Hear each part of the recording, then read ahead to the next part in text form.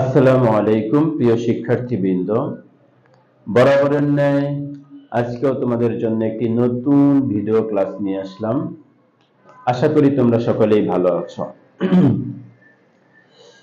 তো আজকের ভিডিও ক্লাসে আমরা আলোচনা করব মূলত সেন্টেন্স নিয়ে। তবে ক্লাস শুরু করার আগেই আমি প্রতিদিন যেটা করি সেটা আজকেও করতে চাচ্ছি।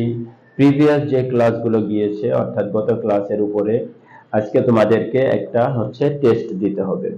এই টেস্টটার জন্য তুমি অবশ্যই খাতা কলম নিবে। আমার এখানে যেটা আসবে আমি স্ক্রিনে একটা টেস্ট দিয়ে দিচ্ছি, তোমরা ওইটা আগে টেস্টটা দিয়ে নাও। ভিডিওটা স্টপ করে তোমরা টেস্টটা দিবা, দেন আজকে নতুন ক্লাসটা শুরু করবা।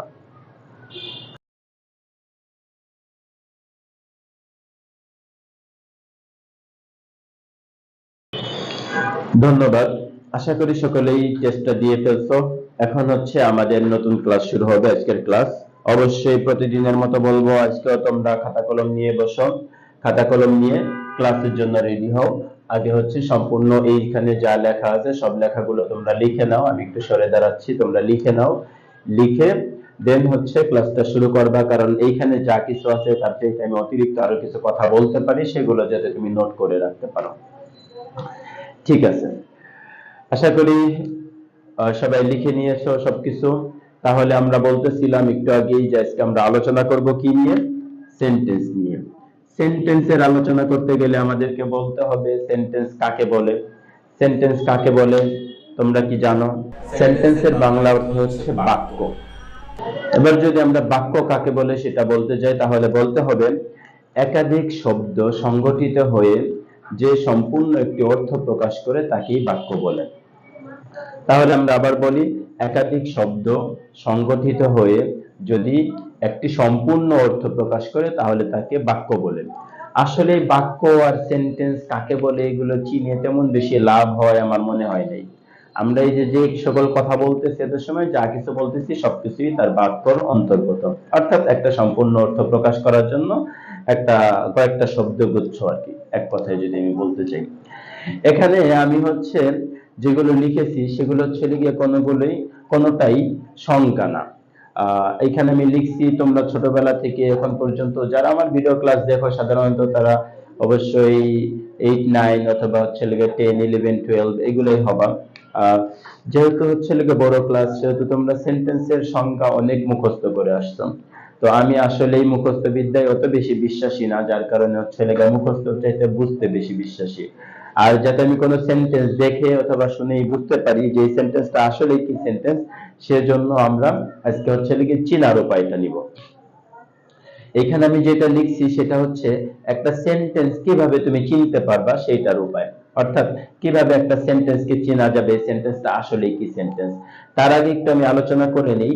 সেন্টেন্স দুই ধরনের হতে পারে। সেই দুই ধরনের কি কি? একটা অর্থগত আর একটা স্ট্রাকচারগত অর্থাৎ গঠনগত। অর্থগত সেন্টেন্স 5 প্রকার, আমি শুধু সেই 5 প্রকার নিয়ে আলোচনা করব। গঠনগত আছে 3 প্রকার, সেটা নিয়ে আমি আলোচনা করব না। এখন যেহেতু আমাদের একদম বেসিক জিনিসগুলো শিখতেছি, এই জন্য আমরা অর্থগত দিক থেকে 5 প্রকার, সেই 5 প্রকার নিয়ে আলোচনা করব। তাহলে আমরা দেখি অ্যাসার্টিভ সেন্টেন্স কাকে বলে। অ্যাসার্টিভ সেন্টেন্স সাধারণ বিবৃতি অথবা বাক্য, সেটাকে অ্যাসার্টিভ সেন্টেন্স বলে। আমরা যে কথাগুলো বলতেছি এত সময় যাবত আমি যত কথা বলতেছি সবকিছু অ্যাসার্টিভ সেন্টেন্স সাধারণত।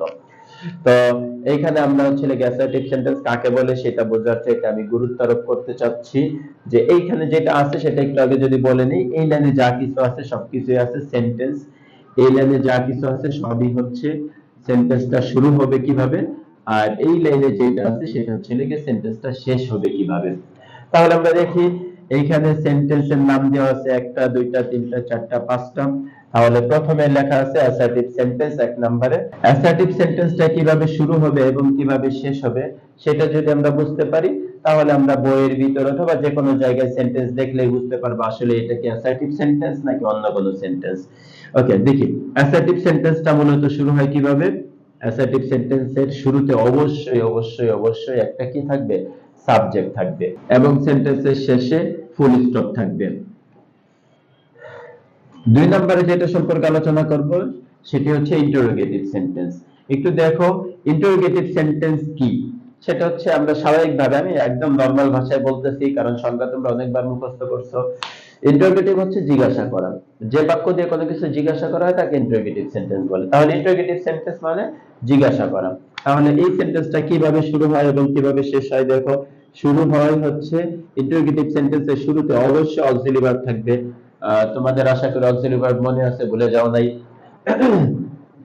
অবশ্যই ইন্টারোগেটিভ সেন্টেন্সের শুরুতে অক্সিলারি ভার্ব থাকবে অথবা অবশ্যই ডাব্লিউএইচ ওয়ার্ড থাকবে। ইন্টারোগেটিভ সেন্টেন্স হয় অক্সিলারি ভার্ব অথবা ডাব্লিউএইচ ওয়ার্ড অবশ্যই থাকবে এবং লাস্টে কোশ্চেন মার্ক থাকবে। তোমরা অনেকেই ভাবো ইন্টারোগেটিভ সেন্টেন্সকে এইভাবে চেনা লাগে, লাস্টে কোশ্চেন মার্ক থাকলেই তো চেনা যায়। হ্যাঁ, অবশ্যই লাস্টে ফুল স্টপ থাকলে ইন্টারোগেটিভ সেন্টেন্স চেনা যায়, আই বিলিভ ইট। বাট হচ্ছে তোমাকে ন্যারেশন অথবা বিভিন্ন জায়গায় যে সময় তুমি পরিবর্তনগুলো আসবা, সেই সময় হচ্ছে তোমাকে একটু বুঝতে হবে যে কোথায় কোনটা থাকে এবং কোনটাকে কি কাজ করা লাগে। এই জন্য তুমি এটা মুখস্থ করলে পরবর্তীতে আমার গ্রামার ক্লাসগুলো যখন করবা তখন বুঝতে পারবা, খুব ইজি মনে হবে এই গ্রামার গুলো যদি এইগুলো এইভাবে মুখস্থ রাখো তুমি। তো অক্সিলারি ভার্ব তো আমরা ক্লাসে চিনে নিয়েছি অলরেডি, পিছনের বিগত যে ক্লাসগুলো গেছে সেই ক্লাসে আমরা অলরেডি জেনে নিয়েছি, কিন্তু ডাব্লিউএইচ ওয়ার্ড কোনগুলো সেগুলো তো আমরা এখনো শিখিনি। সেগুলো কিভাবে পারবো যে ডাব্লিউএইচ ওয়ার্ড আসলে কোনগুলো? তাহলে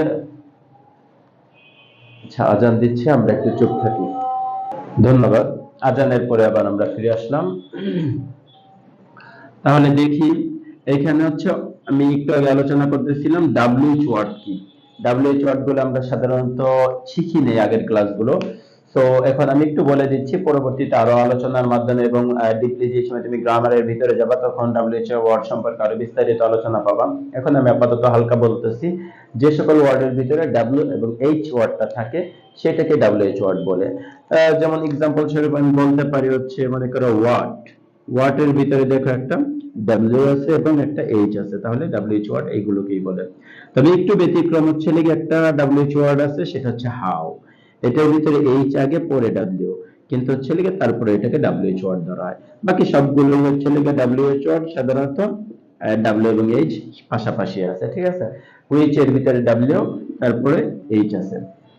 ওকে, তাহলে 3 নম্বরে চলে আসি আমরা, ইম্পারেটিভ সেন্টেন্স। 3 নম্বরে কি সেন্টেন্স আছে? ইম্পারেটিভ সেন্টেন্স আছে। ইম্পারেটিভ সেন্টেন্স কাকে বলে সেটা যদি বলি তাহলে সহজ কথায় বলি, আমি আগের দুইটা সেন্টেন্স বলেছি, এখনো সহজ কথায় বলতেছি। ইম্পারেটিভ সেন্টেন্স হচ্ছে কোন সেন্টেন্স দিয়ে যদি আদেশ করা হয়, অনুরোধ করা হয়, রিকোয়েস্ট করা হয়, রিকোয়েস্ট আর অনুরোধ একই, অনুরোধ করা হয় অথবা হচ্ছে নিষেধ করা হয়, তাহলে সেটাকে বলা হয় হচ্ছে কি ইম্পারেটিভ সেন্টেন্স। তবে আমাদের এইগুলো বেশি প্রয়োজন নেই, আমরা মূলত মুখস্থ করব শুরু এবং শেষটা কি থাকে। শুরুতে কি থাকে দেখি আমরা, শুরুতে থাকতে পারে এই 4টা ওয়ার্ড। এই 4টা ওয়ার্ড দিয়ে মূলত শুরু হয়, অন্য কিছু থাকতে পারে বাট শুরু হয় হয় মূল ভার্ব দিয়ে শুরু হবে, অথবা ডোন্ট দিয়ে শুরু হবে, অথবা নেভার দিয়ে শুরু হবে, অথবা লেট দিয়ে শুরু হবে। মূল ভার্ব দিয়ে, অর্থাৎ মূল ভার্ব মিন আমি বুঝিয়েছি, বেস ভার্ব দিয়ে শুরু হবে। ইম্পারেটিভ সেন্টেন্স তোমরা জানো কিনা জানি না, আমরা রাইট ফর্ম ভার্বে আলোচনাটা আরো বিস্তারিত করব, একটু বলে রাখি এখন। ইম্পারেটিভ সেন্টেন্স এবং অপটেটিভ সেন্টেন্সে সবসময় ভার্বের বেস ফর্ম বসে। তো আবার আলোচনা করব আমরা পরবর্তী ভিন্ন কোনো ক্লাসে। তো বেস ভার্ব দিয়ে শুরু হবে ইম্পারেটিভ সেন্টেন্স, অলওয়েজ কি দিয়ে শুরু হবে? হয় বেস ভার্ব দিয়ে শুরু হবে, অথবা ডোন্ট দিয়ে শুরু হবে, অথবা নেভার, অথবা লেট, এবং শেষে কি থাকবে? ফুল স্টপ থাকবে। এর পরবর্তীতে আমরা আলোচনায় আসি অপটেটিভ সেন্টেন্স। অপটেটিভ সেন্টেন্স কাকে বলে সেটা যদি বলি তাহলে অপটেটিভ সেন্টেন্স হচ্ছে সেই সকল সেন্টেন্সকে বলে যে সকল সেন্টেন্সের মধ্যে প্রার্থনা করা হয়, অথবা আশীর্বাদ করা হয়, অথবা শুভকামনা জানানো হয়, সেই সকল সেন্টেন্সকে কি বলা হয়? Optative sentence. অর্থাৎ এই সেন্টেন্স গুলো দিয়ে সাধারণত দোয়া করা হয়, আশীর্বাদ দেওয়া হয়। তাহলে অপটেটিভ সেন্টেন্স এই কাকে বলে এটা আমাদের অত বেশি প্রয়োজন নাই, আমাদের প্রয়োজন হচ্ছে কি শুরুটা কি দিয়ে হয়। শুরুতে কি থাকে? শুরুতে থাকে মে অথবা লং। অপটেটিভ সেন্টেন্স মে অথবা লং ছাড়া আর কিছুই দিয়ে শুরু হতে পারে না, অর্থাৎ অবশ্যই সেন্টেন্সের শুরুতে মে অথবা লং থাকবে এবং শেষে কি থাকবে? ফুল স্টপ থাকবে। ওকে, তারপরে 5 নম্বরে আসে এক্সক্লেমেটরি সেন্টেন্স। এটা হচ্ছে কি এক্সক্লেমেশন, কোনো কিছু প্রকাশ করবে, যেমন হচ্ছে আবেগ প্রকাশ করে, ঠিক আছে। যে সেন্টেন্সের মাধ্যমে মানুষের আবেগ প্রকাশিত হয় সেই সেন্টেন্সকে কি বলা হয়? Exclamatory sentence. তাহলে হচ্ছে এক্সক্লেমেটরি সেন্টেন্সের শুরুতে কি থাকে দেখি আমরা, শুরুতে থাকে হাউ অথবা হোয়াট। কি থাকবে শুরুতে? হাউ অথবা হোয়াট। এখন বিষয় হচ্ছে এই WHO ওয়ার্ড তো হাউ অথবা হোয়াট এর ভিতরে পড়ে, টেক্সট লেগে যেতে পারে, এই জন্য একটু ক্লিয়ার করে দিচ্ছি। কিন্তু এটা শুরুতে হাউ অথবা হোয়াট থাকলেও লাস্টে কি থাকবে?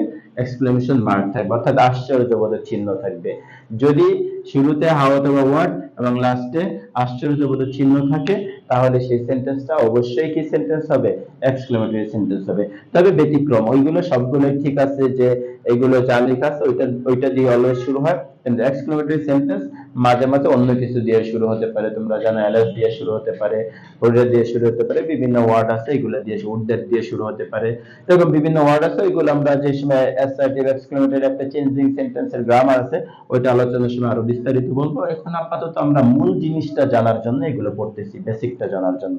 তাহলে এক্সক্লেমেটরি সেন্টেন্সের শুরুতে কি থাকে? হাউ অথবা হোয়াট, এবং শেষে কি থাকে? ফুল আশ্চর্যবোধক চিহ্ন অথবা এক্সক্লেমেশন মার্ক থাকে। তাহলে আশা করি আমরা আজকের ক্লাসটা বুঝতে পারছি।